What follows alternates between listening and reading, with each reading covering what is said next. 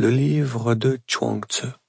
Les discussions entre Lao Tzu, Confucius, Yang-Tzu Kiyu et les autres.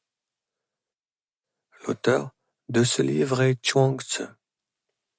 Le narrateur est Israël Nazir.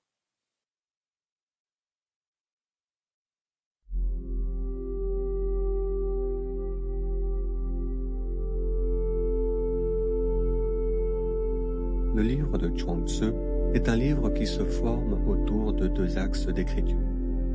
Le premier constitue un recueil des discussions qu'eurent durant l'Antiquité chinoise les grands personnages de la culture philosophique et historique chinoise. Le second axe est constitué par les commentaires historiques et l'exploration philosophique taoïste de l'auteur Chuang-Tzu. Dans le format original qui va suivre, nous vous proposons de nous concentrer uniquement sur les passages du livre qui traitent directement du vieux maître Lao Tzu. Enfin, pour éclaircir l'usage des noms utilisés dans ce livre, il faut savoir que selon la culture antique chinoise, le jeune garçon Li Er prit à l'âge adulte le nom de Lao Dan.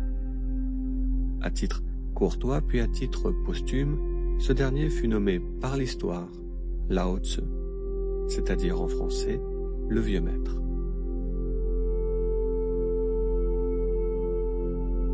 Avant que Confucius se mette en marche avec ses disciples vers Luoyang, Confucius résidait dans la principauté de Lu, laquelle principauté était une enclave dans le pays de Tzi.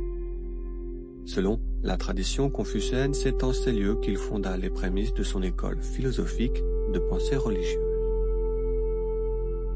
Un jour, un certain Shushan, qui avait subi l'amputation, alla demander à Confucius de l'instruire. À quoi bon venir maintenant? Lui dit Maître Kong. Je ne saurais réparer votre imprudence puisque vous n'avez pas su conserver votre intégrité corporelle. L'amputé lui répondit.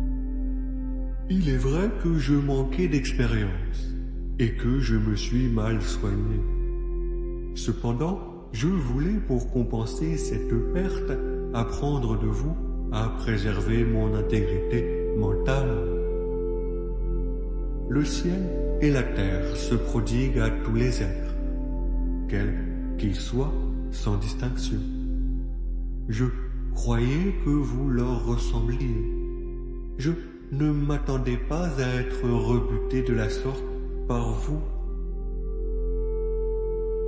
Oh, pardonnez mon incivilité.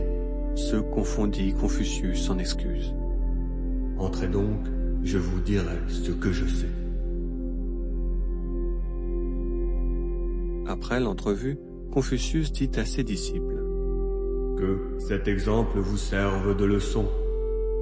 Voyez, ce mutilé cherche à réparer ses fautes passées. Et vous, ne commettez pas de fautes. Shushan, s'en étant retourné chez lui mécontent de Confucius, dit à Lao Dan. Ce Chongni n'est pas encore devenu un homme meilleur. Il prend des disciples et se pose présomptueusement en donneur de leçons. Il cherche visiblement la renommée.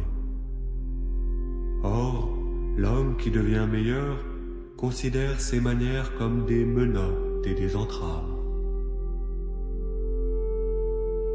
Pourquoi, dit Lao Dan, n'avez-vous pas profité de votre entrevue avec lui pour lui dire sans embâche que la vie et la mort sont une seule et même chose?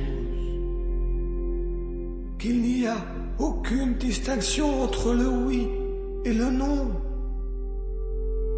Vous l'auriez peut-être délivré de ses menottes et de ses entraves.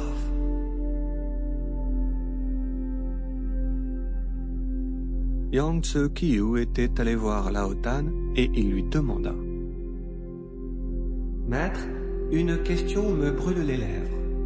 Un homme intelligent, courageux et zélé pourrait-il être considéré comme l'égal des sages rois de l'Antiquité? Sample complete. Ready to continue?